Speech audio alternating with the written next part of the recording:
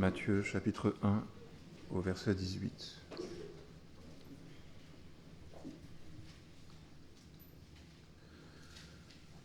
Voici comment arriva la naissance de Jésus-Christ. Marie, sa mère, était fiancée à Joseph. Avant leur union, elle se trouva enceinte par l'action du Saint-Esprit. Joseph, son époux, qui était un homme de bien et qui ne voulait pas la diffamer, se proposa de rompre secrètement avec elle. Comme il y pensait, voici qu'un ange du Seigneur lui apparut en songe et dit : « Joseph, fils de David, ne crains pas de prendre avec toi Marie, ta femme, car l'enfant qu'elle a conçu vient du Saint-Esprit. Elle enfantera un fils, et tu lui donneras le nom de Jésus, car c'est lui qui sauvera son peuple de ses péchés. » Tout cela arriva afin que s'accomplisse ce que le Seigneur avait déclaré par le prophète : « Voici que la Vierge sera enceinte, elle enfantera un fils, et on lui donnera le nom d'Emmanuel, ce qui se traduit « Dieu avec nous ». À son réveil, Joseph fit ce que l'ange du Seigneur lui avait ordonné, et il prit sa femme chez lui. Mais il ne la connut pas jusqu'à ce qu'elle eût enfanté un fils, auquel il donna le nom de Jésus. Et j'aimerais qu'on ajoute 2 lectures. Une première dans l'Épître aux Corinthiens, 1 Corinthiens, chapitre 2.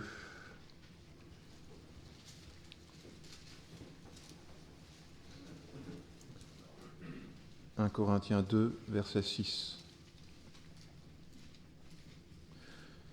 C'est une sagesse que nous prêchons parmi les parfaits, sagesse qui n'est pas de ce siècle, ni des princes de ce siècle qui vont être réduits à l'impuissance. Nous prêchons la sagesse de Dieu, mystérieuse et cachée, que Dieu avait prédestinée avant les siècles pour notre gloire. Aucun des princes de ce siècle ne l'a connue, car s'il l'avait connue, il n'aurait pas crucifié le Seigneur de gloire. Mais c'est comme il est écrit : ce que l'œil n'a pas vu, ce que l'oreille n'a pas entendu, et ce qui n'est pas monté au cœur de l'homme, tout ce que Dieu a préparé pour ceux qui l'aiment. À nous, Dieu nous l'a révélé par l'Esprit, car l'Esprit sonde tout, même les profondeurs de Dieu. Qui donc parmi les hommes sait ce qui concerne l'homme, si ce n'est l'Esprit de l'homme qui est en lui ? De même, personne ne connaît ce qui concerne Dieu, si ce n'est l'Esprit de Dieu. Or nous n'avons pas reçu l'Esprit du monde, mais l'Esprit qui vient de Dieu, afin de savoir ce que Dieu nous a donné par grâce. Et nous en parlons, non avec des discours qu'enseigne la sagesse humaine, mais avec ceux qu'enseigne l'Esprit, en expliquant des réalités spirituelles à des hommes spirituels. Mais l'homme naturel ne reçoit pas les choses de l'Esprit de Dieu, car elles sont une folie pour lui, et il ne peut les connaître, parce que c'est spirituellement qu'on en juge. L'homme spirituel, au contraire, juge de tout, et il n'est lui-même jugé par personne. En effet, qui a connu la pensée du Seigneur pour l'instruire ? Or nous avons la pensée de Christ. Pour moi, frères, ce n'est pas à des hommes spirituels que j'ai pu vous parler, mais comme à des hommes charnels, comme à de petits enfants en Christ. Je vous ai donné du lait, non de la nourriture solide, car vous ne pouviez la supporter. Et vous ne le pouvez pas même à présent, parce que vous êtes encore charnels. En effet, puisqu'il y a parmi vous de la jalousie et de la discorde, n'êtes-vous pas charnels, et ne marchez-vous pas d'une manière toute humaine. Et un peu plus loin dans l'Épître aux Éphésiens,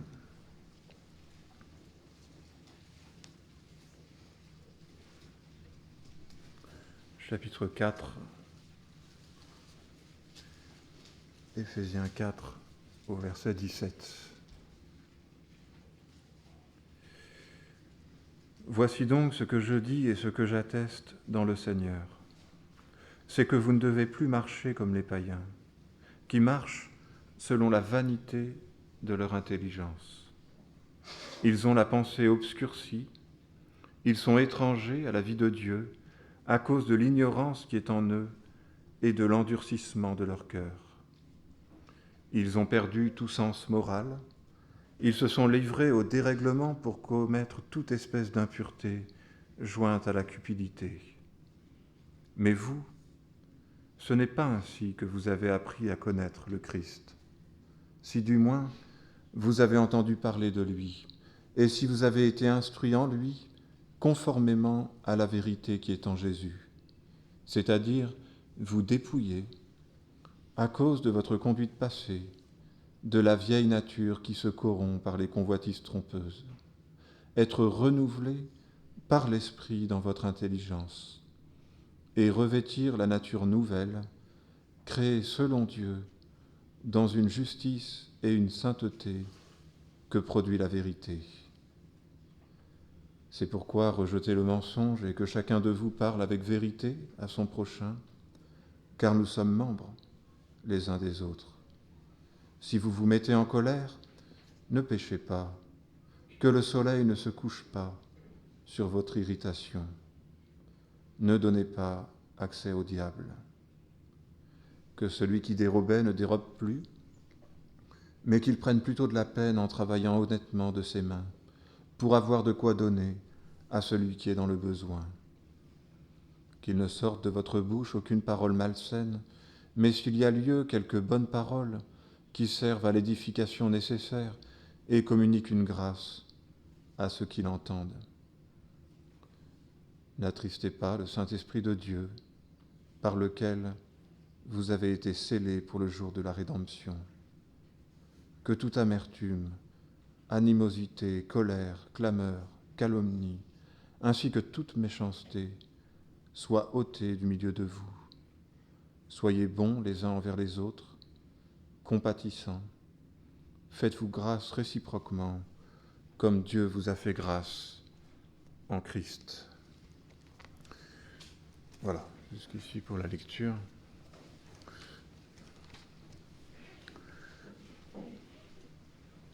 Donc on est placé devant un texte que je trouve pas simple à expliquer et à recevoir pour nous-mêmes. Il est question de la naissance de Jésus-Christ et nous nous retrouvons devant ce qu'on peut appeler le mystère de l'incarnation. On comprend que Jésus a été engendré par l'action du Saint-Esprit. Et ça, il a fallu donc notamment Joseph, celui qui est le Père, disons, humain, le comprenne, le reçoive, l'accepte. Et on est vraiment devant ce mystère. C'est pour ça que j'ai lu « Nous prêchons la sagesse de Dieu, mystérieuse et cachée ». Il y a quelque chose qui nous dépasse, qui relève d'une forme de mystère. On peut le comprendre malgré tout. Quel est le rôle de Jésus ? C'est lui qui libérera Israël de toutes ses fautes. On a vu la semaine dernière la généalogie de Jésus qui témoignait, on peut dire, de la fidélité de Dieu, de sa fidélité à ses promesses, notamment les promesses qu'il avait faites à Abraham, je ferai de toi une grande nation, et à David, à qui il avait promis qu'il aurait toujours un descendant sur le trône. Et Dieu a veillé sur sa parole. Dieu l'a accompli. Et il l'a fait, on peut dire, parfois à travers les hommes, et souvent malgré eux, c'est-à-dire malgré leurs infidélités, malgré leur misère. Et c'est l'autre enseignement de la généalogie de Jésus, c'est qu'heureusement qu'on n'a pas compté sur les hommes pour réaliser les promesses, parce qu'ils n'auraient pas pu le faire. Il a fallu que Dieu, souverainement, par son esprit, agisse, Et ça montre que je peux transmettre à mes enfants une vie, c'est le sens des généalogies, mais je ne peux pas leur transmettre la vie de l'esprit, je ne peux pas en faire des héritiers des promesses. Il faut pour cela une intervention divine, et c'est le sens de la venue de Jésus-Christ. Et c'est pourquoi on comprend mieux, bien sûr, que pour inaugurer une humanité nouvelle, puisque Jésus-Christ est le nouvel Adam, celui qui est sans péché, qui nous introduit dans une nouvelle alliance, qui est spirituelle, céleste, eh bien il fallait qu'il y ait une intervention qui ne soit pas l'intervention des hommes. Alors Jésus est venu comme un simple homme, il n'a pas estimé comme une proie arrachée d'être égal avec Dieu, mais il y a bien aussi fallu qu'il y ait cette intervention du Saint-Esprit. On peut dire que c'est l'arrivée d'une œuvre spirituelle parmi les hommes. Et c'est pour ça qu'il y a quelque chose, je crois, quand même de typique là-dedans. Je trouve que ça rejoint à certains égards le témoignage qu'on a entendu, mais c'est l'introduction dans une vie bien rangée, bien réglée, bien volontaire, de quelque chose qui est autre, et qui est la parole de Dieu, qui est l'expression de sa volonté, et c'est ce qui, bien sûr, nous donne de l'assurance, parce que l'homme, quant à lui-même, ne peut que reproduire l'éternel schéma qui va le conduire à se perdre. Donc, qu'est-ce qu'on voit ? Un couple fiancé. Il semble qu'à l'époque, malgré tout, les fiançailles avaient une autre valeur qu'aujourd'hui. On signait le contrat au moment des fiançailles. Donc c'est pour ça qu'un coup elle est appelée la fiancée, un coup elle est appelée l'épouse. C'était un engagement solennel. Il n'y avait plus que le mariage à faire, mais on était déjà engagés l'un avec l'autre. Marie et Joseph, disons, il faut essayer de l'imaginer, des jeunes futurs mariés, déjà engagés l'un envers l'autre, craignant Dieu, puisqu'il est bien dit de Joseph qu'il était juste, qu'il craignait le Seigneur. Et voilà que Marie, alors on apprend par les autres évangiles qu'elle a elle-même été préparée par le Saint-Esprit. Marie tombe enceinte, bien sûr c'est tout à fait surprenant, imprévu, bien qu'elle ait été préparée, et inconvenant au niveau humain. Et on a peut-être là un premier aspect, malgré tout, de l'œuvre de l'Esprit. C'est que souvent elle conduit, malgré tout, les hommes dans des situations très étonnantes. Comment vous voulez justifier ça ? Comment vous voulez comprendre ça ? Et certainement que Marie, qui a été prévenue, en a parlé à Joseph, mais que pouvait-il faire de la parole de sa future épouse ? Enfin, on peut dire, comment croire une chose pareille ? Et à la limite, si nous, on veut bien la croire, comment les autres, puisque on est en société, comment les autres pourront, eux, le croire ? Et Joseph se retrouve dans un dilemme, il est placé devant une œuvre qui le dépasse complètement, qui est l'œuvre du Saint-Esprit, qui le dépasse, mais aussi qu'il ne peut comprendre. Mystérieux, caché, et c'est quelque chose qui n'est pas monté au cœur de l'homme. C'est quelque chose qu'on ne peut comprendre. C'est d'un autre ordre. Et on voit cet homme, et c'est peut-être une des premières qualités, malgré tout, qu'on est appelé à rechercher. Il n'est pas emporté. Paul disait, moi qui étais autrefois un blasphémateur, un homme emporté. Je pense que si on essaye un tout petit peu de se mettre à la place de Joseph, il y aurait eu beaucoup de cris de colère et de décisions rapides et radicales. Vous savez, tu me racontes n'importe quoi, je vais te le faire payer. Et Joseph n'est pas comme cela. Joseph, qui était un homme de bien, qui ne voulait pas la diffamer, se proposa de rompre secrètement avec elle, comme il y pensait. Voici qu'un ange du Seigneur lui apparut. Donc il y a ce temps qui est un temps de réflexion, l'homme emporté, l'homme impulsif, et l'homme qu'on va autrement dans la parole appeler l'homme charnel ou naturel, c'est celui qui réagit comme l'animal, c'est-à-dire par instinct, Et cet instinct est en général mu par son amour-propre, par les valeurs qu'il a reçues en héritage et qui sont les valeurs de la famille, les valeurs... voilà, c'est comme ça que selon le pays d'où je viens, par exemple, mais le code d'honneur, là, il y a des choses, ça crie, ça brûle, ça hurle, c'est inscrit dans mon âme, c'est un héritage, c'est une manière de penser. La parole en parle en disant c'est la vaine manière de vivre, mais je l'ai reçu, c'est ce qui crée une réaction immédiate, c'est la réaction, Paul dit, ce qui est charnel vient en premier, et ce qui est spirituel vient ensuite. Et c'est pour ça que quand même l'homme de Dieu, celui qui craint Dieu, parce qu'il s'agit bien sûr aussi de la femme, est appelé à avoir cette forme de pondération, de douceur, de tempérance, et quand même de réflexion, comme il y pensait. Il ne veut pas faire de mal, il ne veut pas détruire sous l'effet de la colère, c'est pour ça que la colère, disons, n'a pas sa place dans le cœur du chrétien, abandonne la fureur, laisse la colère, c'est ce qui vient, vous savez, on le dit bien, ça me monte au nez, la colère me monte au nez, et je vais réagir en fonction de ça, et ça n'a pas sa place dans l'œuvre de Dieu. Donc Joseph réfléchit, sauf qu'il se retrouve complètement tiraillé, puisque pour lui-même, il ne peut pas se marier, disons, avec une femme.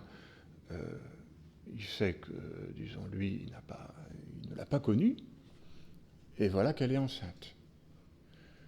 Alors il ne veut pas faire de scandale parce qu'il avait de l'estime pour elle, hein, il ne voulait pas la diffamer. En général, des histoires comme ça finissait avec, mais ça c'est toute l'histoire des hommes, hein, vous savez, c'est vengeance, et donc vengeance de préférence en place publique, déshonoré, et donc je vais le publier. Et c'est comme cela qu'il y avait souvent des divorces, on peut dire, comme en place publique. Et lui, il ne veut pas donner à ça, mais malgré tout, il faut qu'il craigne aussi la loi, qui était qu'il ne pouvait pas épouser une femme qui avait connu un autre homme. C'était la seule lecture possible. Et donc, il se propose de, malgré tout, se séparer d'elle. C'est à ça qu'il pense, c'est à ça qu'il réfléchit. Il se propose de se séparer d'elle secrètement. Et ça, c'était aussi possible dans la loi. C'est-à-dire, on ne va pas faire de vagues, on ne va pas faire de bruit. On va garder un minimum de dignité, mais de toute façon, voilà ce qu'impose la situation, c'est malgré tout qu'on se sépare. Donc on voit bien que cette œuvre de l'esprit est quand même quelque chose qui vient nous heurter dans notre vie personnelle, qui nous échappe et qui, sous un certain regard, nous conduit à avoir le sentiment qu'on perd le fil, qu'on va être déshonoré. Je crois que c'est pour ça qu'il est bien question, si quelqu'un veut me suivre, qui se charge de sa croix, qui renonce à lui-même et qui me suive. On a quand même ici la sensibilité d'un homme qui ne réagit pas par orgueil, par vexation, mais qui cherche ce qui est bien. On peut dire, il aime Dieu. Il se soucie de sa volonté. Il ne sait pas, il ne comprend pas, mais au moins il cherche. Et à cela, c'est une sagesse mystérieuse et cachée que Dieu a révélée à ceux qu'il aime. Et on retrouve finalement, à travers ce songe, une révélation, c'est une parole que tu as eu à cœur de comprendre, et une parole est sortie, et je viens pour te l'annoncer. L'ange vient, il parle à Joseph.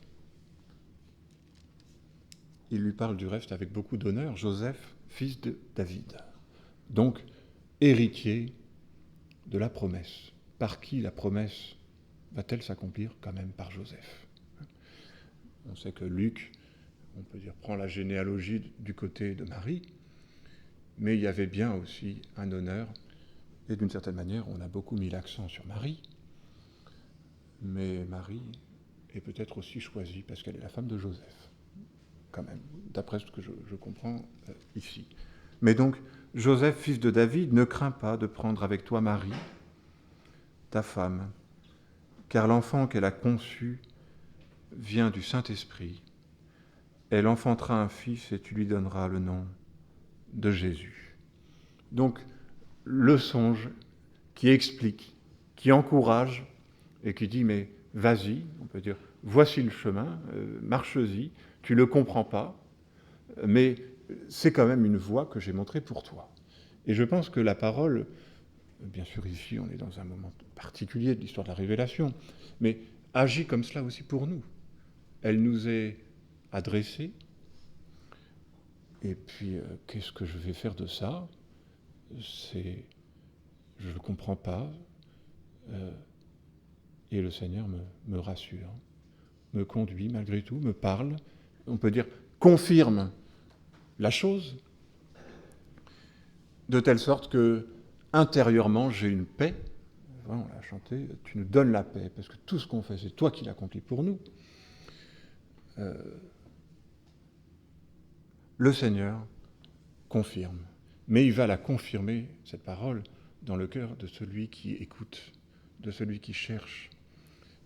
Et c'est pour ça qu'on voit vraiment cette distinction entre deux sagesses qui s'opposent très clairement. Et la question va être de savoir, mais à quelle sagesse je prête attention.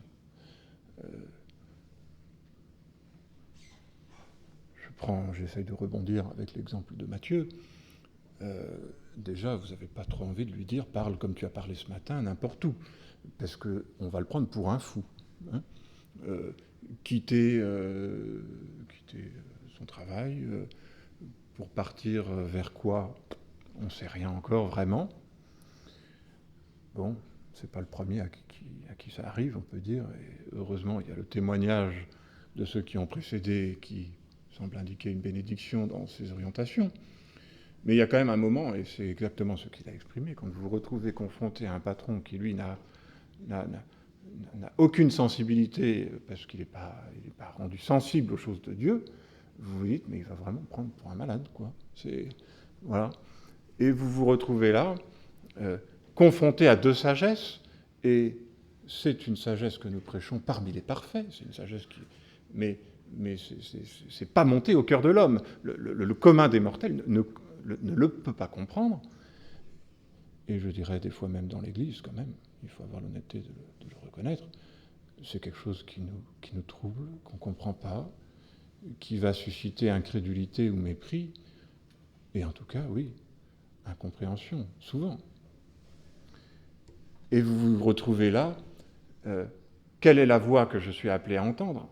Quelle est la voix ? Eh bien, ce qui est premier, ça va être, c'est n'importe quoi. Mais si Dieu parle, si je veux bien l'entendre, eh bien, cette parole, elle va m'être donnée, elle va m'être communiquée, elle va me donner la force de l'obéissance. Et c'est ce qu'on voit avec Joseph. Il se réveille de son songe, on peut dire, il ne sait pas grand-chose de plus. Hein. Si ce n'est qu'il faudra qu'il appelle son fils Jésus, et que c'est lui qui sera le libérateur du péché de son peuple.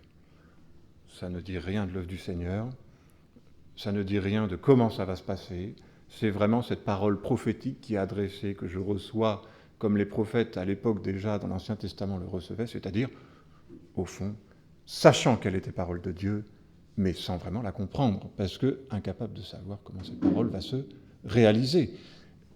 Et Joseph la reçoit telle qu'elle, il donne raison à cette parole, elle va à l'opposé de sa logique, elle va à l'opposé, on pourrait presque dire, de sa dignité, hein, parce que, je ne sais pas, si on a un peu d'amour-propre et qu'on essaye un petit peu de se mettre à sa place, c'est un dépouillement, c'est une douleur. Moi, j'aimerais pas, disons, assister à la grossesse de ma femme en sachant que le bébé n'est pas de moi. C'est quand même une douleur.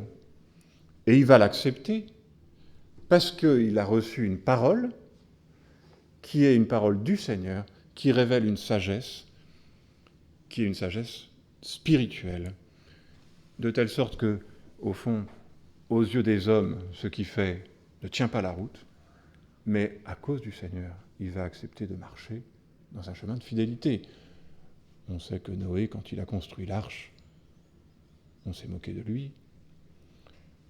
Enfin, on peut dire, on retrouve cette orientation-là de celui qui marche fidèlement mais qui peut passer pour un fou, très souvent. Et bon, c'est pas une vertu, parce que les vrais fous, ça existe aussi. Mais il faut reconnaître que les prophètes de l'Ancien Testament, eh bien, un des noms pour les qualifier, c'était aussi le fou. Voilà. Parce qu'ils exprimaient une sagesse, une pensée, qui était une pensée étrangère. C'est la chair a des désirs contraires à l'esprit, ils sont opposés l'un à l'autre afin que vous ne fassiez pas ce que vous voudriez. Et c'est pour ça que est posée quand même cette question, à travers un texte comme celui-là, c'est est-ce que je suis quelqu'un de charnel ou est-ce que je suis quelqu'un de spirituel? Le charnel, on l'est tous, mais est-ce que j'apprends alors, le reconnaissant, à ne plus tenir compte de cette sagesse qui est celle qui vient en premier, mais à me laisser purifier. Et c'est le sens de la prière de Paul aux Éphésiens.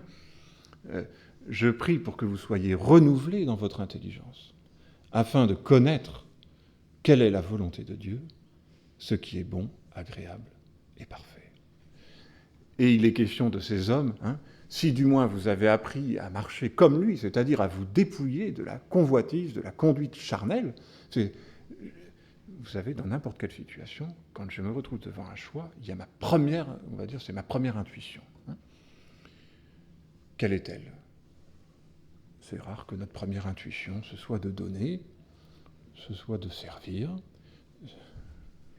Je m'appuie sur ce que Mathieu a dit, mais c'est rare que la première réaction, quand on vous demande d'aller chercher quelqu'un à 11h du soir à Nantes, ce soit de dire « Ah oui, tout de suite, avec plaisir ». Voilà. Mais quelle est la parole du serviteur de Dieu? Eh bien, c'est « Je ne vais pas donner raison à ma réaction première, mais je vais me laisser façonner ». Et c'est pour ça, est-ce que je suis un homme spirituel ou est-ce que je suis un homme charnel? Et je crois qu'il faut quand même avoir des fois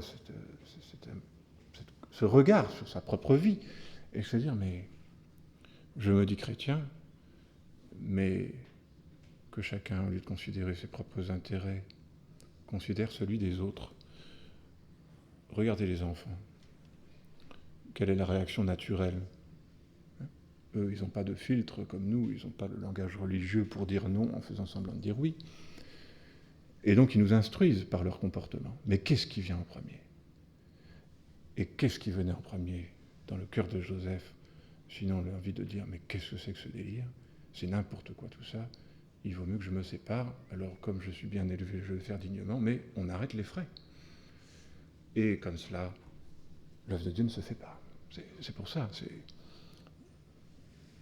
Et il a cherché. Il a accepté quand même de patienter. Et dans cette patience, la parole a été envoyée. Mais je pense qu'il y a beaucoup, c'est quelque chose qui me travaille personnellement. On l'a vu encore ce matin. L'homme n'a pas le pouvoir de faire l'œuvre de Dieu.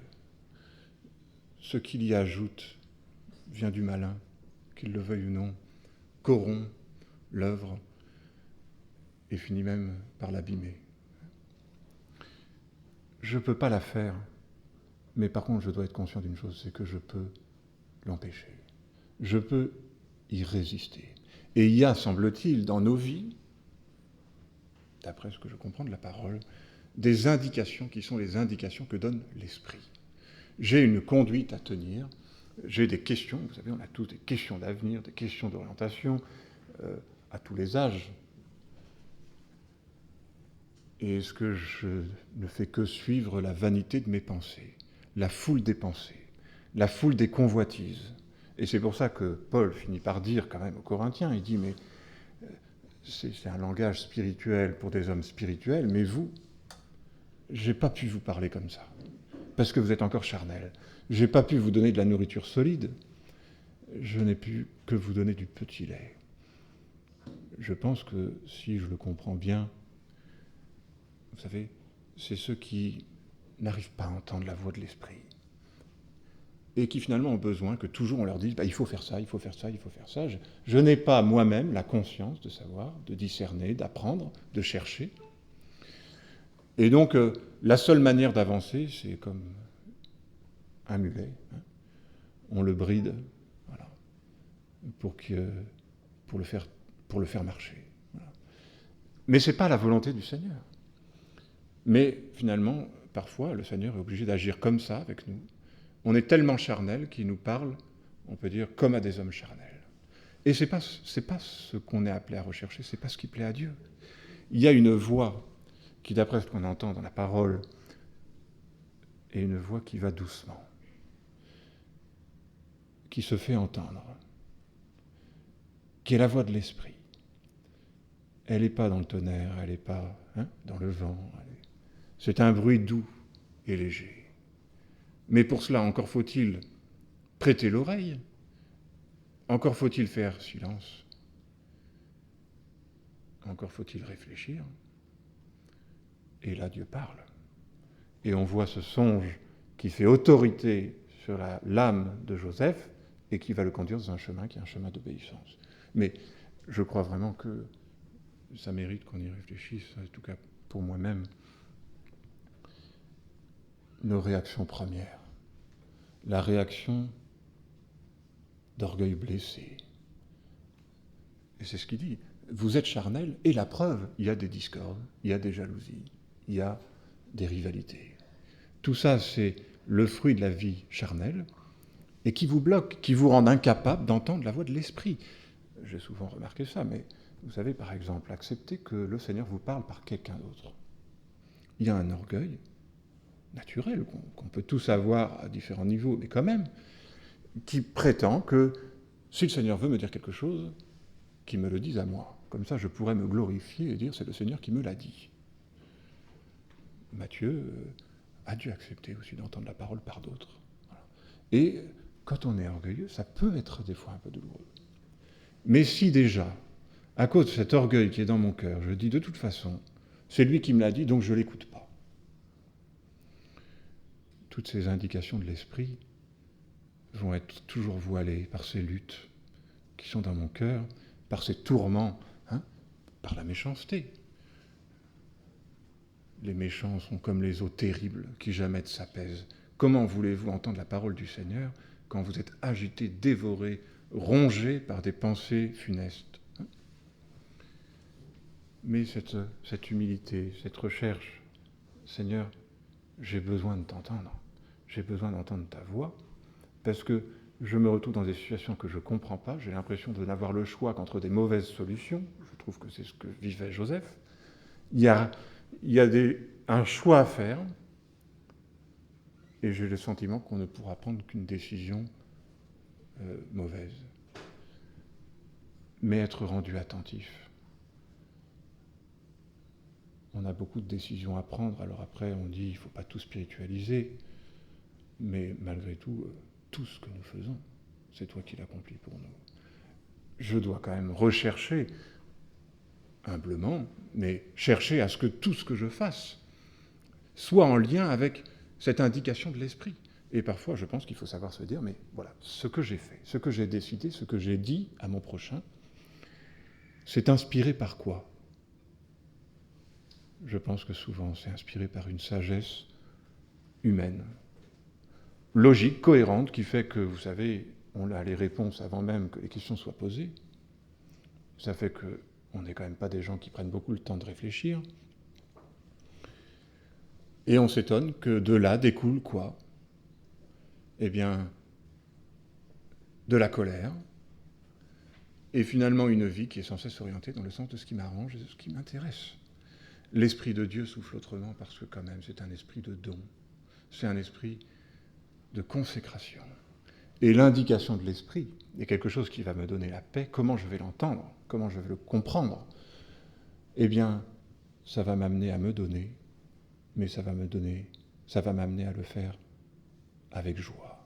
Et à devenir, disons, malgré moi, malgré tout, un acteur dans l'œuvre de Dieu, un instrument, comme on l'a entendu, et une source de bénédiction.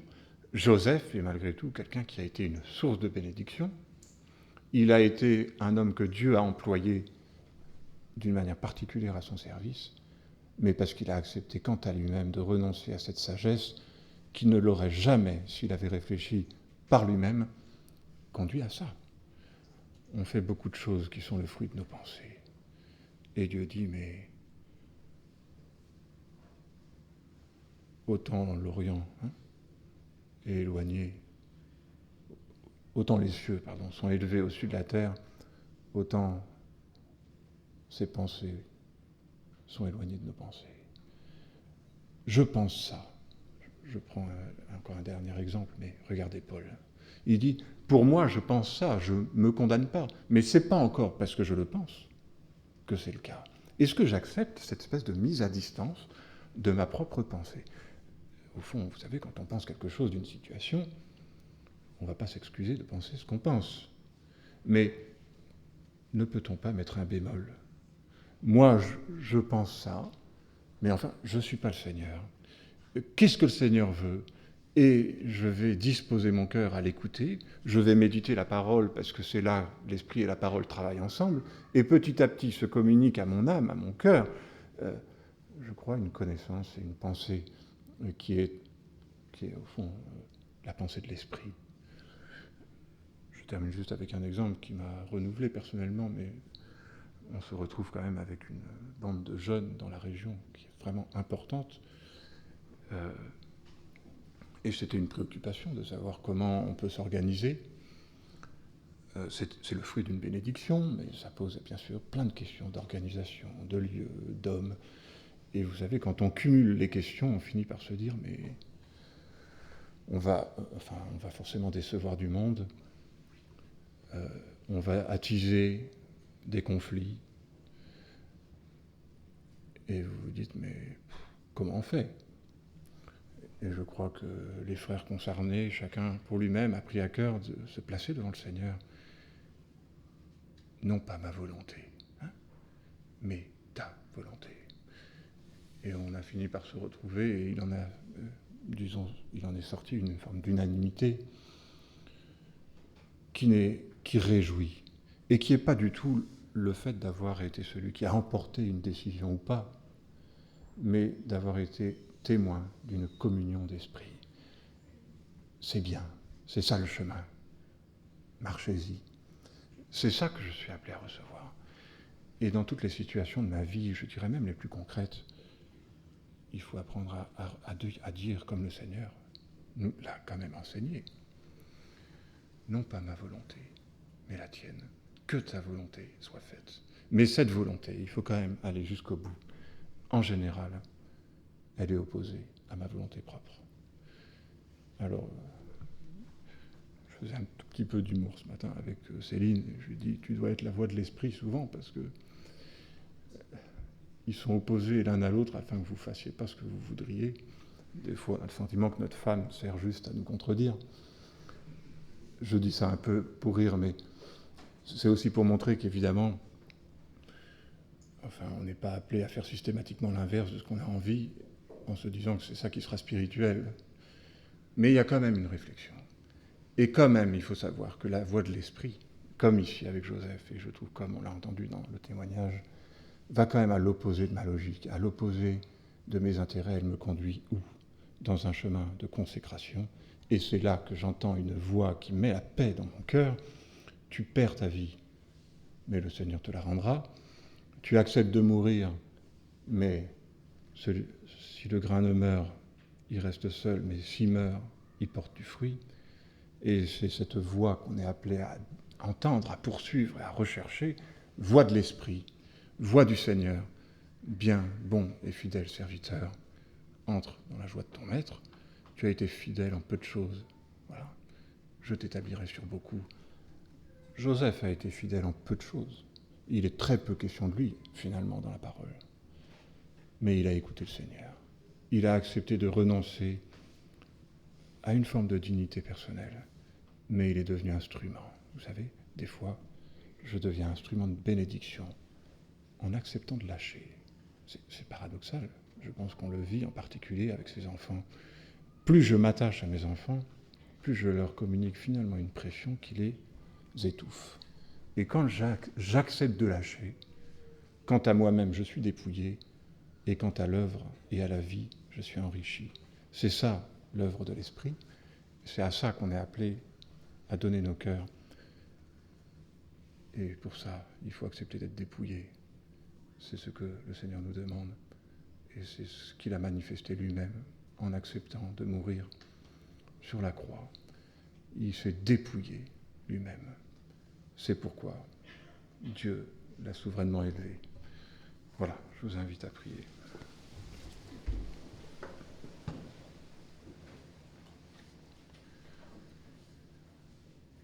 Seigneur, je te bénis pour ta parole et pour cet exemple.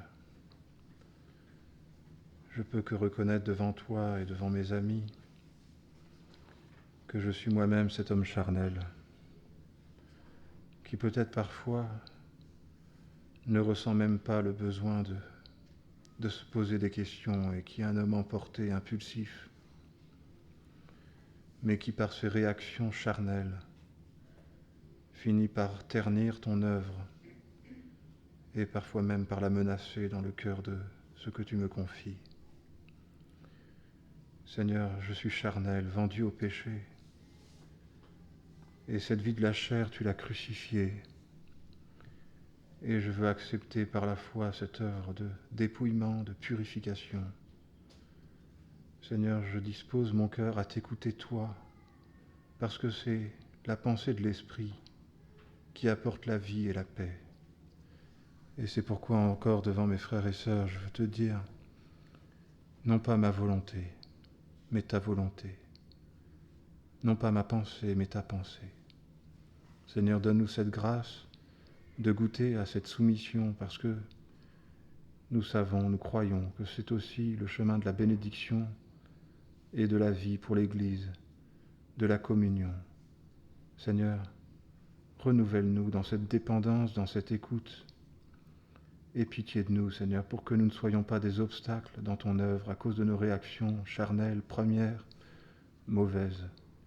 C'est toi que nous voulons servir et nous acceptons de te suivre dans ce chemin de dépouillement, parce que là tu promets que tu sauras alors nous utiliser et te glorifier.